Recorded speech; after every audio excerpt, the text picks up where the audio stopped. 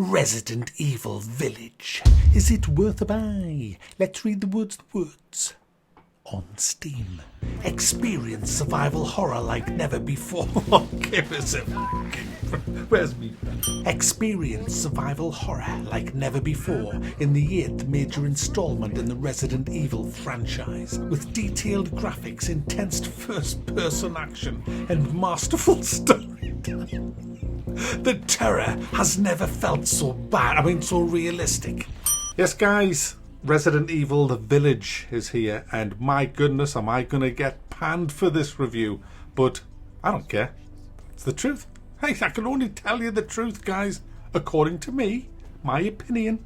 If you don't like it, don't watch me stuff. Simple. So let's get on with the graphics first, guys. There's a few things you can tweak, twiddle and pull and push and do all that stuff with if it's not running very well on your machine. I set mine up for ray tracing. I've got a 2080 GTX. I've got an i9 32 gig RAM. I've got a decent PC. I should be able to run it with all the stuff on, and I can't, not if I wanted to actually work properly. I have frame drops, quite common, guys, and the longer I played, I did play most of it in one big play session of about 6-7 hours before I had a break, and it was just getting steadily worse after about 4 hours. The frame drops, it's not brilliantly optimized, but I've seen worse console ports. Graphically, some of the times it looks great, other times it just looks pretty average. Certainly for a £50 AAA game, I expected a lot better, especially after looking at how gorgeous Resident Evil 2 Remake was compared to this. Story wise, terrible.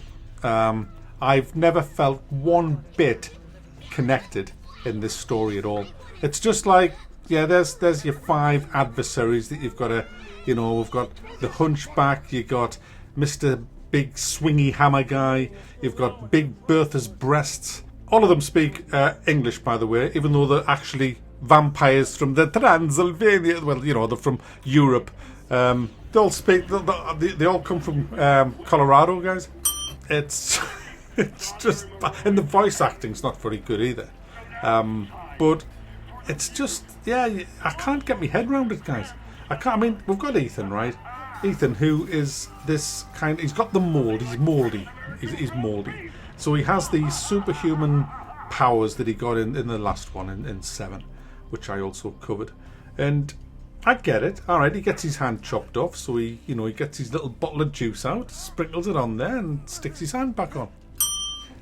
He gets hung up by his hands, and he just rips the hooks off, ripping his hands in half. He loses half his hand where it gets bitten off. He's been in a car crash. He's been dragged across the ground. He's been stabbed in his legs, his abdomen, his hands. He's been bitten by about 16 vampires and 14 werewolves. And he's still going strong. He's still running around with guns, doing what the. Yet, whenever you hear him talk, he's like a little fucking whingy pussy.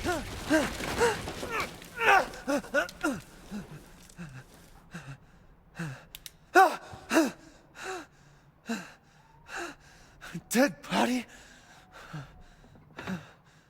Wait, there's more. Rest while you can, because I will hunt you, and I will break you! Go ahead, do your worst. He's like a pussy, and he's got all these powers. If this was me, I'd be walking around, hey, do you want to come and bite this face? I'm just going to regenerate. I've got my little bottle of piss here, and I've got enough mats on my back to make as many bottles of this little fucking piss that I can just, you can't fucking kill us, man. But no, he's like, oh my goodness, there's a monster, fucking hell. Anyway, the game revolves, guys. The game revolves around you being a pussy and going around different mansions and castles and stuff. You're trying to find your daughter who's going to be sacrificed and all that, and obviously you've got to find 4 of them and 3 of these and 2 of them and 5 of them and 6 of these and 4 of them and 3 of them and 2 of them and 4 of them and 6 of them and 1 of them. But the 6 parts to make the one, so the 6 of them. You're looting every fucking cupboard, drawer, every nook and cranny. You're looking for that little tiny flashing prompt that says, you can open this drawer. And, you know, luckily, sometimes you find bits of stuff you can craft with. Other times you find bits of stuff that you need for your quest. And then you'll have to fight the boss of that house. And the boss fights, guys, are nothing at all to be impressed with. They are just very boring. Absolutely. Honestly, guys, I've been bored out of my brains today playing this game. Absolutely bored. Do you know what? There's no atmosphere. I can't get immersed in it. There's nothing to get immersed in. There's no kind of foreboding atmosphere like when you play Outlast or when you know what? Let's forget Outlast. Resident Evil 2. When I was going around Resident Evil 2, I was shitting myself. Do you know, I wasn't one bit scared playing this game. There wasn't 1 ounce of fear in this game for us. And I get scared of my own fucking shadow.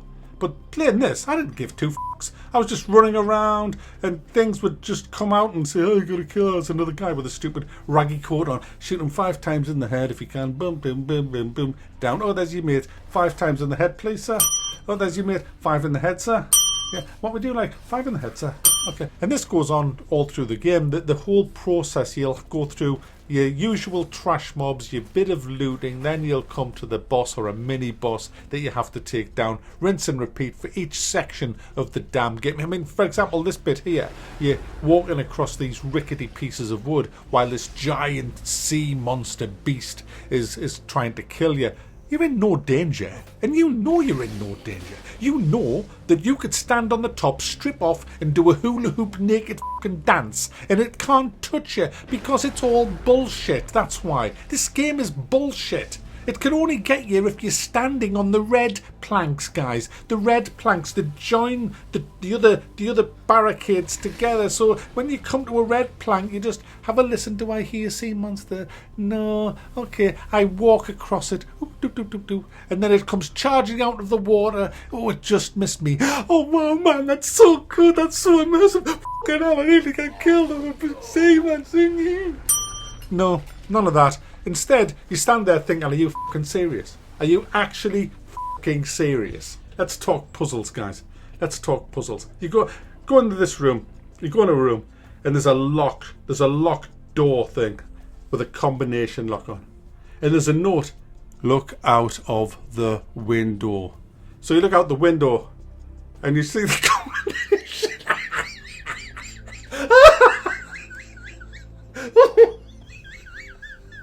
It's on the fucking... It's on the...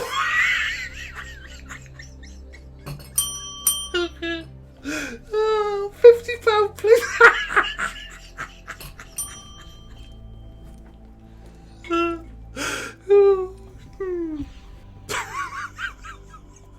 And then, hey, that's not it. That's not a one-off. That's not a one-off. Oh no! In every fucking room, guys, there's a puzzle. The actual solution to that puzzle is in the room. Here's another classic combination lock. Gee, whatever could the combination be? You've got a room that's pretty much all the same drab colour, but then there's a picture that's all bright and colourful, so you can't fucking miss it with 6 fucking digits on it. Gee, do you reckon that's the combination? Off. They're not even trying anymore, guys. Can't you? How can you not see that? How can you not? What's wrong with gamers today? You'll just lap up any old shite, won't you? If you think that this is a great £50 game, your standards are in the fucking gutter. That's all I've got to say. It should be scary. It should be full of atmosphere. It should have brilliant voice acting from all around the world representing the places that these people allegedly come from. The puzzles should be head-scratching. You should be under pressure to do the puzzles as well. There should be something battering the door down. Not in a cutscene like it is in this. But guys, it does have chase scenes. It couldn't be a horror game without a chase scene. It's got a couple of them.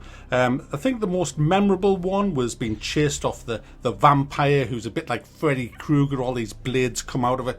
Truly terrifying woman. And she chased me around the house for about 12 seconds until I ran into the room with this very large person selling me stuff, a trader. And she didn't like to come in that room because every time I went back out, she was there. And then she'd be like, I'm going to kill you now. And I'd say, but if you come anywhere near me, I'll walk back into the room with the trader. And you walk in the room with the trader and She's right, I can't come in there then. Then you open the door again and you shoot her in the head and she says, yeah, I'll have you for that. And she comes running at you, so you run back in with the trader. And she just doesn't want to come in, guys. I don't know. Maybe it's her ex-husband and, you know, I don't know. I just don't know. But see, when that happens in a game, it's just, why would you be scared? Why would you be immersed? You can't. You just can't. You can't get into it, guys. And there's far too much of this shit in Resident Evil 8. So, thankfully, it wasn't all bad. I had some terrific fun with some of the weapons in this game. I didn't have terrific fun with the fact that you can only bind 4 of the f***ers to your actual keys. What's all that about? Oh my god, that's the way it's always been in Resident Evil games. Why should I have to break an immersive fight when I'm fighting this kind of boss guy and just say, Howell, just stop there, mate. Stop you in your tracks there. Stop. I know you want to rip me face off, but just hold the fucking fort a second there, mate. Because I need to get my hands on a pipe bomb. Inventory, pipe bomb. Gotcha. Alright, you can try and eat me face again. I've got a pipe bomb. I mean, are you serious? In 2021, I've got a full QWERTY keyboard here, and I can't actually just bind me 6 weapons to 6 keys. No, you can't do that, I'm afraid. You have to only bind 4, and if you want to use any more than that, you've got to pause the fucking action, pause the game, and break all immersion. And let's face it, this game has all immersion to break, but if it did, it would, well, the tiny bit that it has, it gets broken, guys. But I did enjoy the actual pump action face.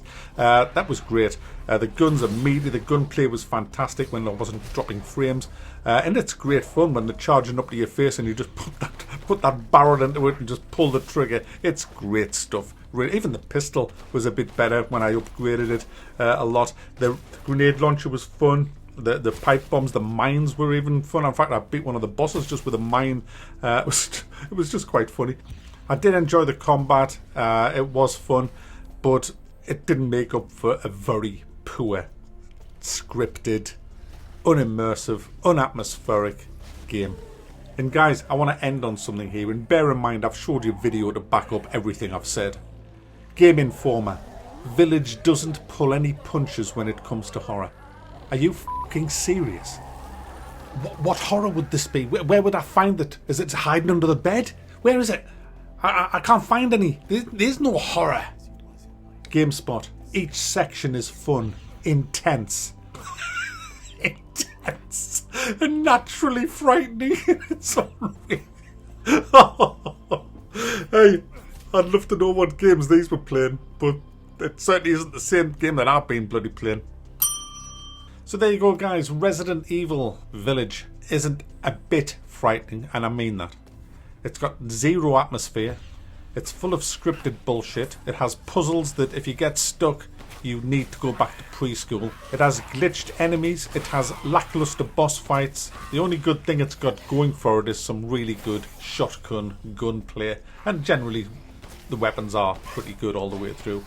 A massive, massive letdown for £50. This should have been full of atmosphere, full of foreboding, full of terror and fear, and scared the shit out of you because it's Resident Evil.